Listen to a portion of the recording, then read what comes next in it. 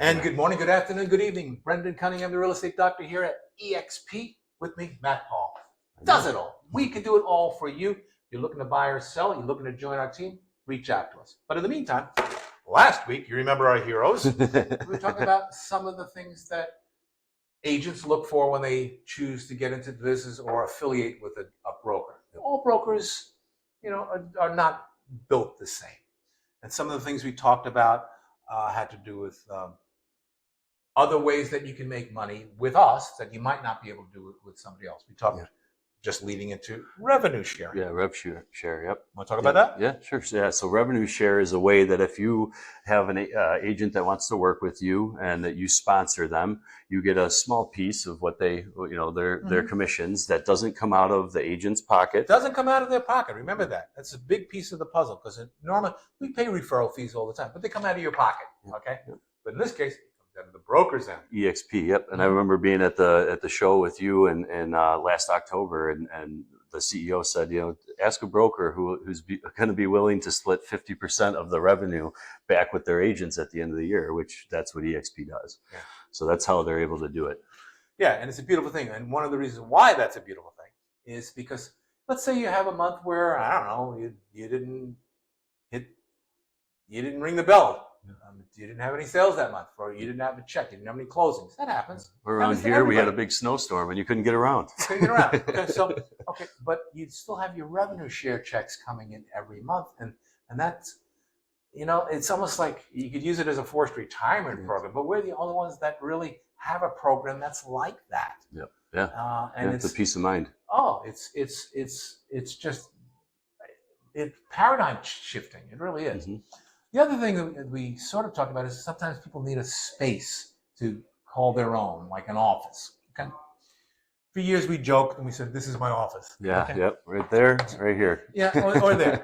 And to great extent that's true. But sometimes you need a place to sit. Yep. As I've told people before, all of this is all designed to get us face to this. Yep. Okay. Because that's how communication really works. And so we use the technology to get this, but sometimes we actually physically need a space. The problem is, what if you're on that side of town and you need to get back to your space on this side of town? Well, we're fortunate because at EXP, we have offices all over the world, 26 different countries, all 50 states. If I'm in Rome, Italy, I have an office there through Regus or Spaces, and it's a beautiful office. This office here is 38,000 square feet in beautiful downtown Buffalo. They're looking to build 15 more buildings like this. But you know what? It doesn't cost us anything because it's just part of the deal. Mm-hmm. Okay? You come and go, and then you can collaborate when you're there. That's another. And collaboration is a huge part of this culture. And a lot of people sort of say that, but it just isn't true. It really is the hallmark of, without getting crazy. Christianity, the one hallmark of Christianity is love. Mm-hmm. Okay, mm-hmm. Just do that, you got it all pretty much covered. Yep. But yeah, so at EXP, it's collaboration. It's for sure. Collaboration is just amazing. If he sells something, even if he's not on my team, if he's in Dallas and he's not on that person helped me because my stock goes up. Yeah, it's a great thing. Yeah, absolutely. We want to talk about. Yes. The more things change, the more they stay the same. I bought my first house. I'm going to admit to this. It's not like I'm hiding it, but it's not something that would be top of mind to tell people. Mm-hmm. I borrowed money from my mama to buy my first house. And you know what? Today, 49% of the population is doing the same thing. They're borrowing money from their folks. Yeah. Hey, you do what you need to do. Now, Absolutely. When I bought 45 years ago, I was dealing with double-digit inflation, interest rates that went as high as 21, where I was. Luckily, I got it cheap at 14.5. But I was also dealing with inflation, and we're talking about serious inflation back in the 70s and 80s. Literally, it cost Carter the election. Wow. And so we had those issues, but now we have different issues. And guess what? People are still going to borrow money from their folks. Yeah. That's what it comes down to. Yeah. And I paid my mother back in 2 years with interest. I made money on the house, even at 14.5%. I did real well. But there's a million reasons to not do something, and sometimes, well, I just don't have money. Well, to find the money. Yes. Find the money. Yeah. You know, and this is where it's not a time to be proud. Oh, I would never. Shut up. You do what you need to do, and your parents are, in many cases, are more than willing to help you out if they can. Yes. If they can. Yep. If they can't, they can't. Yep. What's aggravated our particular market in general, and I mean nationally, is the cash transactions. Yes. There are more cash transactions today than ever, and part of that has fueled something where the kids will say to the folks, listen, why don't you refinance your house, give me the money, I'll go out and I'll pay cash for a house, and then I'll take a mortgage out of it once I've owned it because I'm in a more competitive position to buy it, and I'll pay you back. Seeing a lot of that. Yes, for sure. More than we ever seen. So that's the thing. Now, you may not have parents that are in a position to do that. So in which case, you got to do other things. There's always other options. There's always other options. And you know what? The house, my first house was a wreck. It was an absolute wreck. I had to put $30,000 into it just to make it habitable. But I did what I needed to do. And I think part of the aggravation with first-time buyers today is they just expect the house to be perfect. Yeah.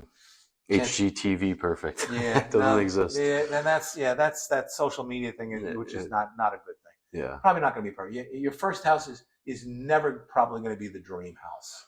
Dream house is maybe 3 or 4 down the road a little bit. And you're going to trade. Once you actually know what you want, too. Once you know what you want, it's tough to know the first. And it's hard to know. It's hard to know, but you got to get out of the rent trap first. That's the big piece of the puzzle, I think. Yes, and and as we mentioned in the past, you know, the longer you wait, the more expensive it's going to become. So you can't control the economic conditions, the interest rates, or anything else. When you're ready, you pull the trigger. Because, wait till next year, you'll pay more. Yeah, that's pretty much what it is. Yep. And that's just about anywhere. Even in the markets where they're going down, you're probably going to pay more next year. Now, are the markets going down? Yes, and that's a lot of markets. Surprisingly, not this market in Buffalo, New York, as we mentioned.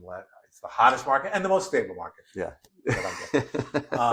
But yeah, I posted something for our teammates, and it was a statistical map of the states that are going up in price and the states that are going down in price. And I wish they had not used blue to make the distinction. Yeah. Because like 60% of the map was blue, but not politically blue. They used two colors, blue and white. Okay. Yes.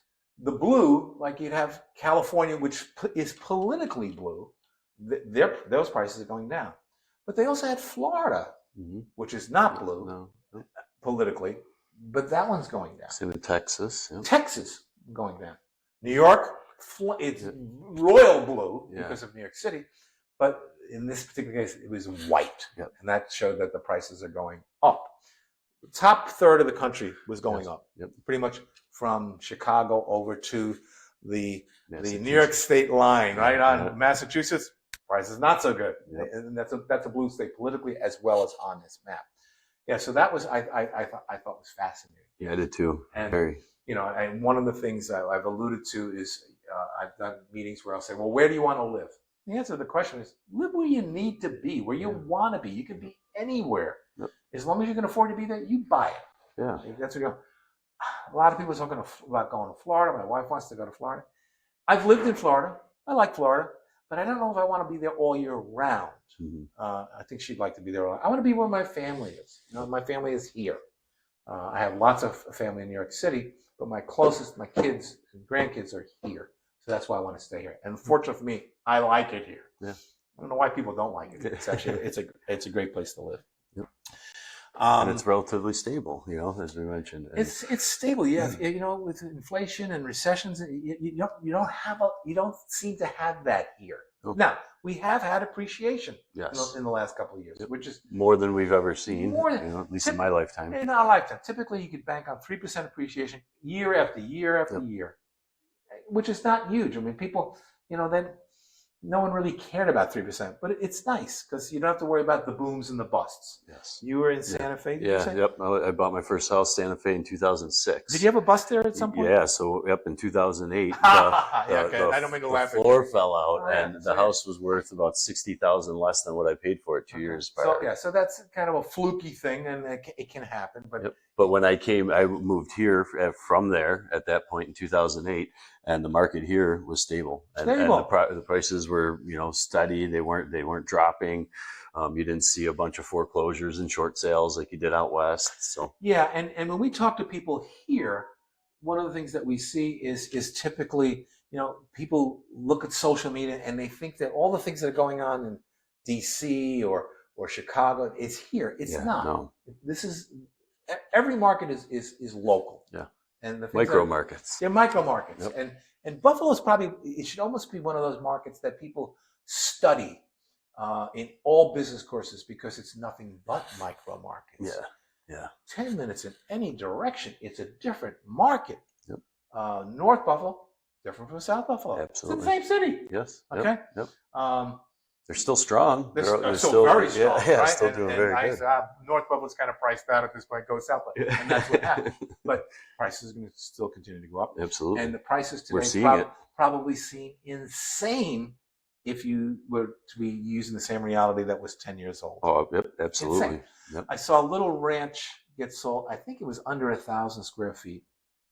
And you get the prices here. If you're in California, you won't be able to understand this. It's over 2.25. Okay, an insane price 10 years ago. Oh yeah, for less than 1,000 square feet. Oh it's God, over 250 it would have been $70,000, yeah. if that. Yeah. If that, probably. Yep. But that's what it is, and if you want to get in, that's what it is. Yep. And you pay the price.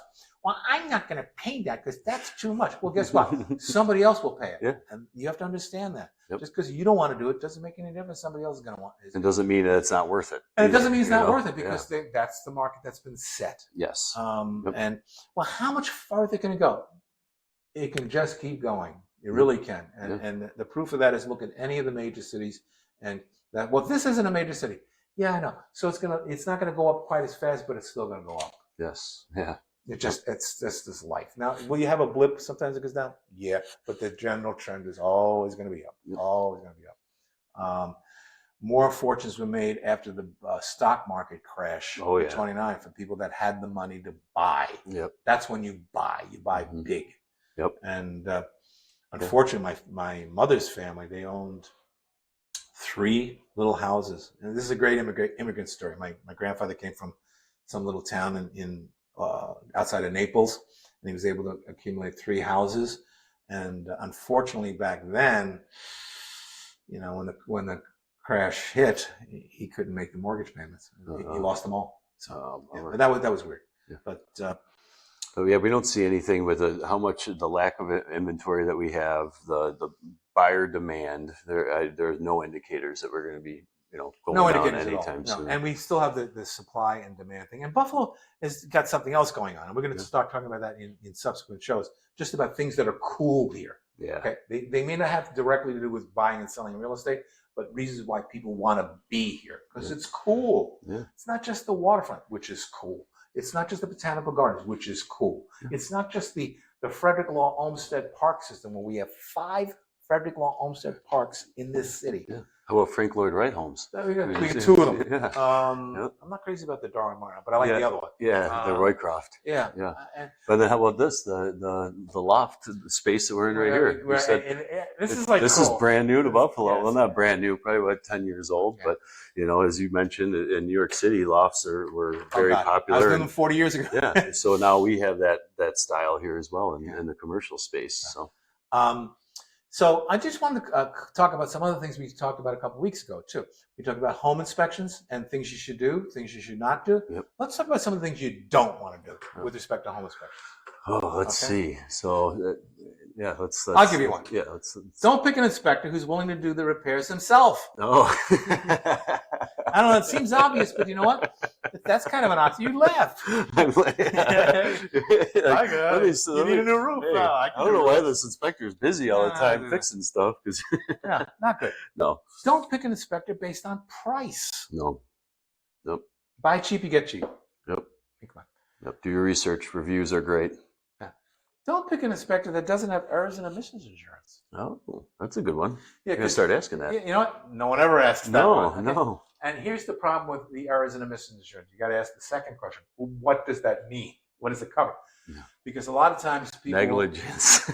well, no, but it will only cover up to the cost of the inspection. Sure. So if he breaks your furnace and it's well, if you have a furnace that it was absolutely fried and he didn't catch it for some strange, or she didn't catch it for some strange reason, hey, that's what we paid you for. Well, it's going to be $5,000 for your boiler, but it was only $500 for the inspection. I'm going to give you $500. Well, well, that's not the way it You're works. still in a bad spot. It's not good. So, to ask that question. Here's another question.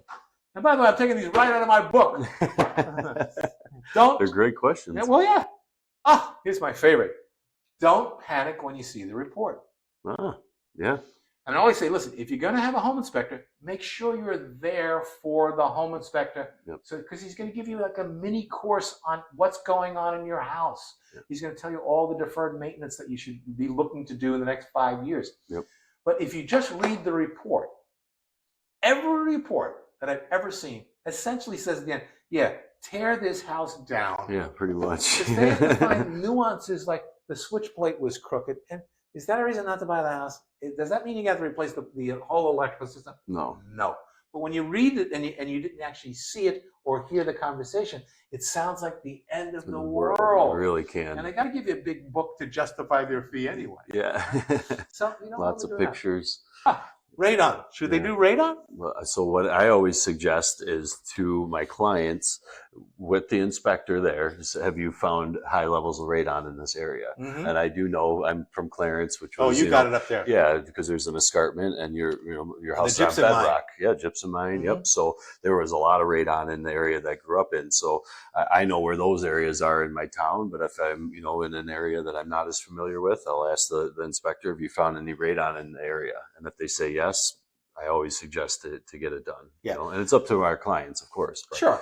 And the ultimate thing to remember is this, with respect to home inspections. Home inspections are not pass-fail. No. Okay. This is the house. You buy it with the warts or without the warts, or this is what it is. A radon inspection is pass-fail. Yeah, it is. Absolutely. Yep. The magic number, 4 picocuries per million. Yes. If you're over that. Whatever picocurie is, I don't know. But 4. You can only have 4 per million. Canada, you can have 10.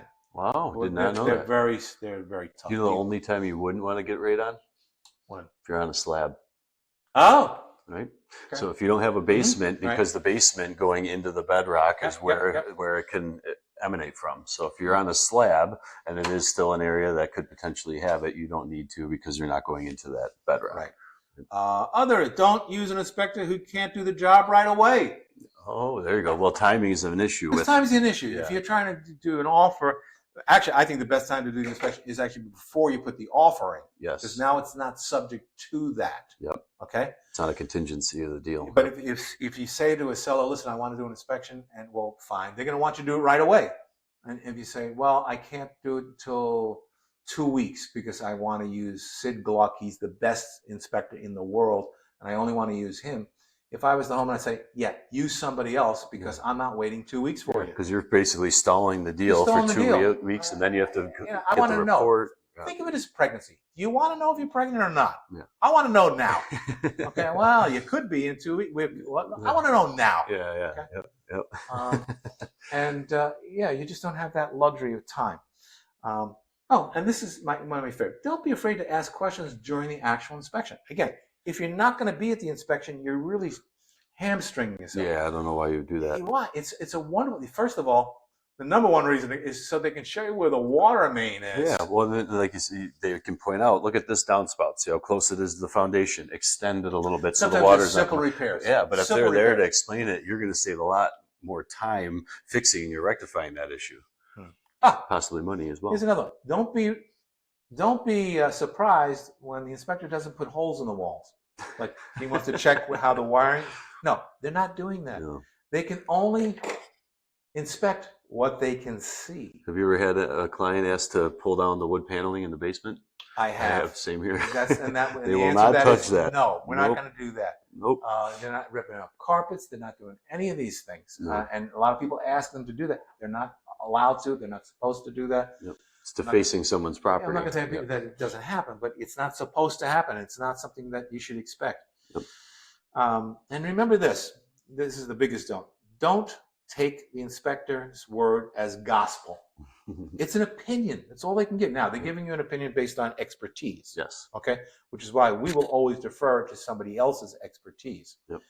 We probably know a lot about roofs, but we're not roofers. No. Okay? You say, it looks good to me. I mean, but you know what? You might want to talk to your roofing inspector. You might want to talk to your home and see what they have to say. Yeah. But it's their opinion. They can be wrong. We can be wrong. Yep. Chances are one of us is going to get it right. But again, it's an opinion. Yep. But The you want a appraiser. specialist for whatever. The appraiser, he's just giving an opinion on value. Okay? So, but it's an opinion. Sometimes they get it wrong. But yeah, so take everything with a certain measure of salt. And sometimes you're just talking to the wrong expert. And ultimately, it's going to come down probably to your attorney. Yeah. Yep. And he's only got an opinion, or she's Right. got an opinion. But we consult with our clients all the time. When you get the inspection report, we sit down and you go over it and you explain, when some things seem like the end of the world, that, you explain as to what it is, how to rectify it. And then most of the time it isn't. Yeah. So interesting things happening in the real estate market, up, down, all around. Wrap up anything you got to say? Yep. Please follow, like, subscribe. Let us know if you have any questions you want us to address. And thank you for tuning in as always. And if you want to be on our team, reach out to us. Yeah, please do. Take care. Thank you.